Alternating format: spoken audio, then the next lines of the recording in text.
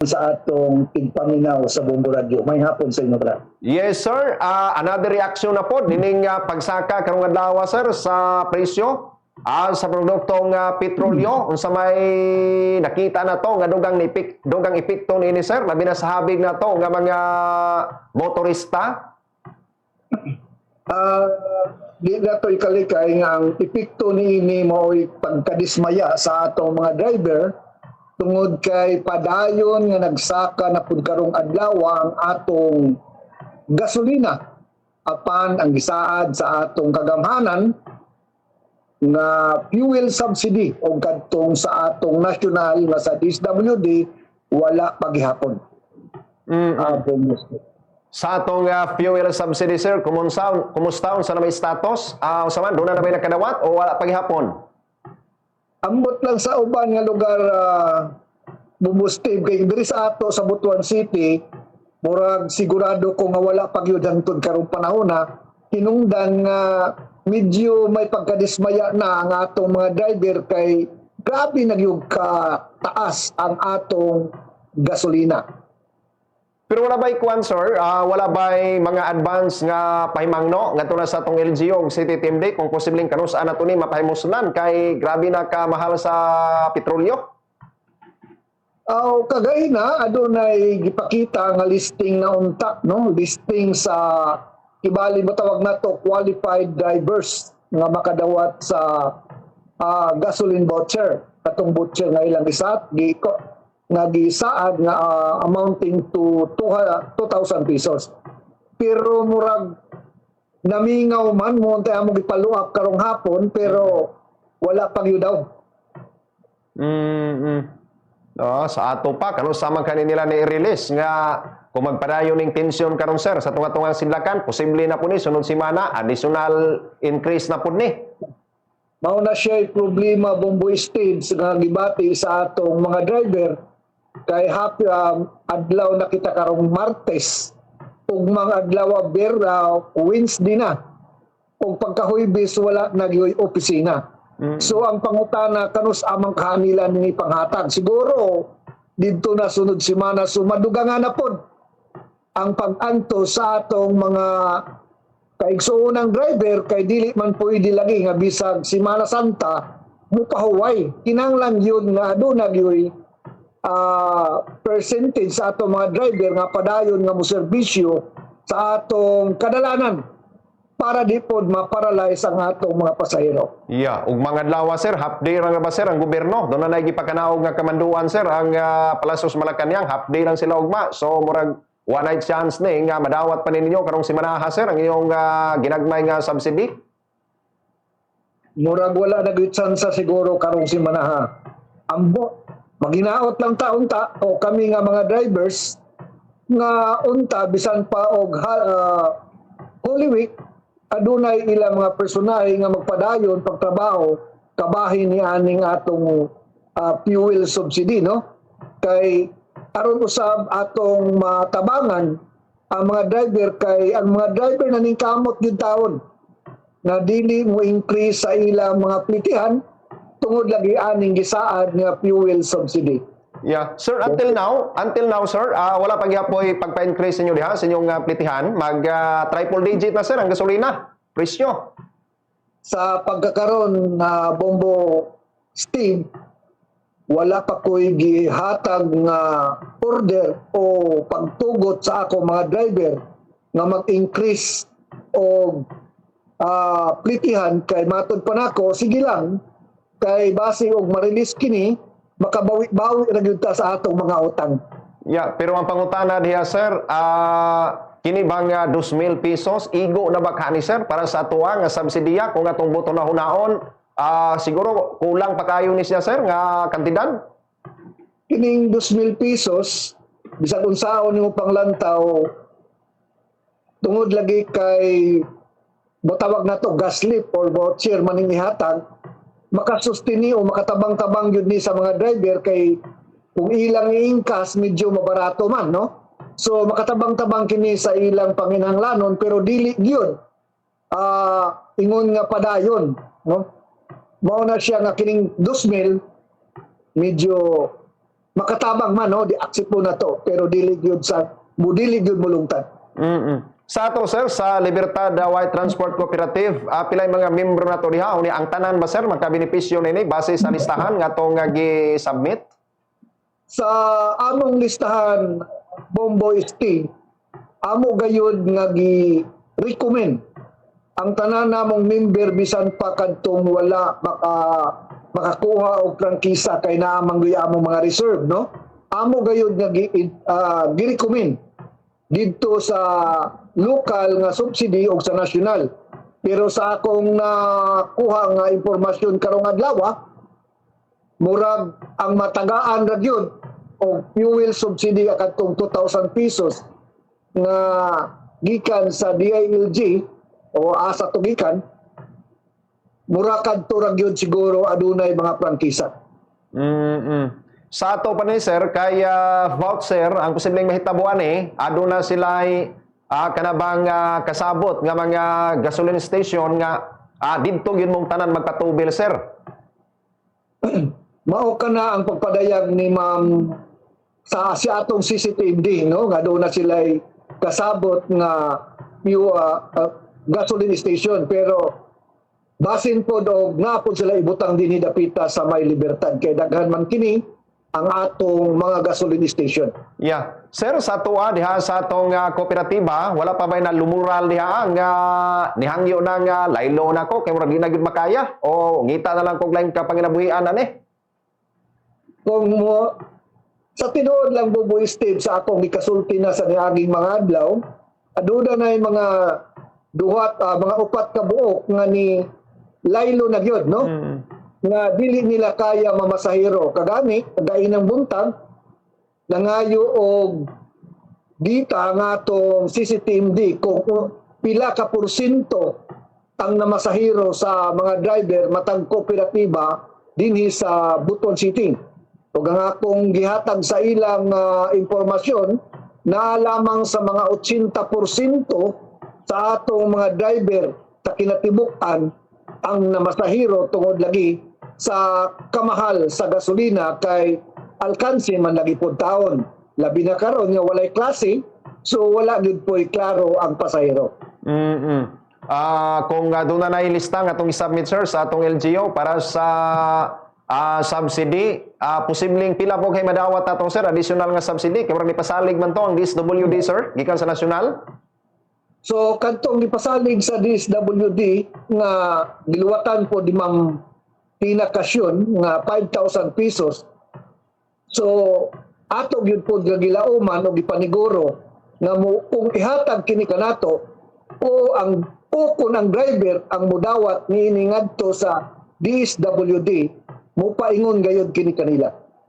Yeah, kay gabi ka dako na kini sir nga palasuonon. Karong simana additional posible nga nini nga pag-additional karon, additional nga pagbaba na po ni sir gato na sa atong kinitaan nga mabitbit gato na sa atong pamilya. Makuha pa ba nato sir ang bisan 450 lang mabitbit ato sa pamilya sulod sa usa ka adlaw sir nga nit na nato nga kinitaan?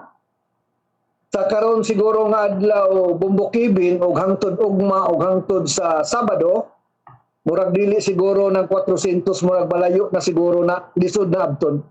Tungod lagi kay walay pasahero unya kung magbahas-bahas man ang driver gamit ang gasolina, magdako lang ang gasto, walay pasahero. Sus, grabe ka dako kay ning kawad-on dai sir no ngadto na sa atong sektor sa transportasyon. Tinood na siya Bombo Steve tungod kay dili na to ikalimod nga kining atong mga driver ang taon nagsalig lang yun kini sila sa pamasahero.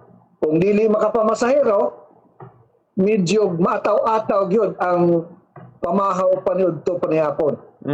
Pero na ba'y panahon sir nga gisulayan mo ga pakiginabi sir gato na sa atong lokal nga pagamahanan at least malang makapa high moral pod daw gato na sa inyo nga level kining kahimtang nato karon?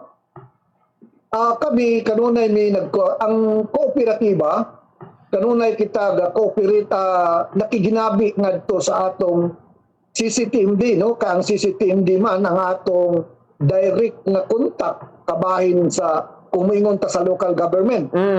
So kita po kung unsa ang atong makita nga mga o makuha nga impormasyon ato pud kinidayon gina-disseminate ngadto sa atong mga driver wa na nato gina-disseminate Bombo Steve ang lumural nga mga impormasyon kundi kadto lamang mga positibo para madasig ang atong mga driver. Gawa sa atong LGU sir, no? Sa atong City TMD, ang atong barangay nga level yang napita sa May Libertad, wa pud sila yung mga kanang nga mga idea proposal baka nga mohatag og mga ginagmay pud sir nga ayuda support sa ato sir. Sa pagkakaroon sa kooperatiba, wala tay nakita nga move sa atong barangay, no? Kay nagtuo lagi sila pod nga aduna tay subsidiya gikan sa lokal gamahanan sa Butuan ug sa nasyonal apan sa akong nahibaluan kadtong mga driver, no? Kadtong walay kooperatiba o kadtong wala makasud sa kooperatiba, aduna usay mang moves ang atong barangay sa Libertad nga matabangan sila, no? Dito sila nagpalista kay di man lagi sila pwede mosulod makapalista sa mga kooperatiba kung dili ka membro kay limitado man ang atong listahan. So dito sila gidawat sa atong barangay aron ang ilang pangalan mahatod usab dito sa Office of the City Mayor siguro or sa DSWD. Yeah, sa atong mga kaugalingon nga mga panglantaw sir, sa kay nakita na to nini nga positibo nga mga panglantaw kung posibleng kanang sa kani masulbad sir kini nga problema para nga di na kayo makapalmay boylo pa kini nga pag-increase sa petrolyo. So kung mingon tag positibo sa pagkakaron Bomboy Steve, medyo mingon nato nga lisod nato istoryahon nga wala kitay nakita nga positibo. Kaya sa pagkakaroon ng atong nadawat nga impormasyon o ng atong nakita, puros man lagi pasaylo ako, no? Pero negatibo. So ang ato huwat-huwat lang ta sir, o posibleng unsa man kay daga na ni sir sa pangutok kay murag ang kining tanan sir, murag nakadepende yun ni sa president itong napita sa may US. Kining nga paday nga pagpangatake sa Iran. So, oo, ang ilang, pwede manatok sila, bisa kung saan pa natok singgit din ni Bombo Steve, sila ramang yun ang makabuot kung kanusaan ni sila mangundang. So, magampo na lang ta, nga unta, lamdagan ng ilang panghuna-huna, o ilang makita ang kalisod na gitanaw ang nahitabo sa atong sa Pilipinas o sa uban nga silingan nga nasod. Yeah. Sir, I don't know, kay dito manggod sa kauluhan, kita na to, doon na ubay-ubay dito sir, no? Nga mga pagpangwilga, pagrally, no? Labi na sa transport group. I don't know sir, dire sa atos, dakbayan sa Butuan, kung doon na ba yung mga hinungihong sir, nga nag-inganyo ba kaninyo, nga magwilga? Sa amo, Bomboy Steve, no? Kung mayroong kag Barangay Libertad, wala kami pasaylo ako nga wala gyud ni ana mga movements nga mag-rally o mag-unsa diha kay additional kalisod lamang na nga ihatag nato sa ato mga driver kay para sa akong prinsipyo bilang former nga empleyado sa gobyerno ang mas maayo instead nga magsinggit-singgit kita sa kalsada ato na lang ipaningkamot nga makakita kita pila ka piso pinaagi sa pag-drive, no? Kay bisan pa og may muna to sa tinuod lang Bomboy Steve nga bisan pa sa atong kalisod karon tungod sa kamahal sa gasolina kung maningkamot lang gihapon ta og dili ta maluya pagpamasahero makadakop ra gihapon ta sa kagatos 200 o 300 o kung sobrahan man galing salamat pero usbon ko wala gid sa akong hunahuna nga bilang chairman nga buhaton ako na kay sa akong nakita usbon ko dugang lang napasya pas anunon ug dugang kalisod sa atong mga driver. Yeah, sige with that thought, lastly, sir, basin na kay dugang pa nga mga mensahe. Daw nga tunas mga minaw nato sa pagkakaroon sa atong mga kaubanan pati na usap daw sa mga commuters. Sa akong mga kaubanan sa Libertad White Transport Cooperative bisan pa sa mga driver na dili namo membro, ako nagahangyo kaninyo nga kung unta muutong lang tagamay, no? Dili ta pasaka og plitihan kay sa atong nadunggan adunay pipila nga mangawat gyud og pasaka sa plitihan, no? So kung pwede hangyo ko sa inyo nga dili usab pugnan sa nato kay sama usab sa atong pamilya nga aduna sab kitay pamilya nga nag-commute. So kung pwede ayaw. Ug ang ako sa mensahe para po sa atong city government na unta mag-overtime o paspasan nato ang lihok kabahay ni aning atong fuel subsidy kay lagi giasahan man kini sa atong mga driver nga makatabang sa ila. Kay sayod naman kita nga wa sila laing kapangitan-an. So sa atong mga law enforcer, no? Sa atong mga law enforcer dapat po nga muhatag sila gamay consideration about aning gitawag nato nga usahay ang driver, for example diri sa Barangay Libertad mugawas ka sa imong ruta, matagaan ang tagamay nga konsiderasyon tungod lagi kay sa kalisod ang tao mangita gyud og pumaagi nga makadala og kwarta o bugas sa iyang pamilya pag ulit niini. Daghang salamat, Bombo State. Okay, daghan kayong salamat. Tangatong nga nakauban si Sir Rinaldo Deita, ang chairman sa Libertad White Transport Cooperative. Now nga nakabasi, dan napita sa Maya Libertad. Ya, salamat kayo sir. Now sa oras ug kagayunan, ang imong gihatag kanamo diri sa Bombo Radio Butuan. Unot usab. Now nining paturagas karon daw nga pag-increase daw diha sa presyo sa produktong petrolyo. Alas 5:30 ang yatak na sapon dito maglangan, Chief. Ato sang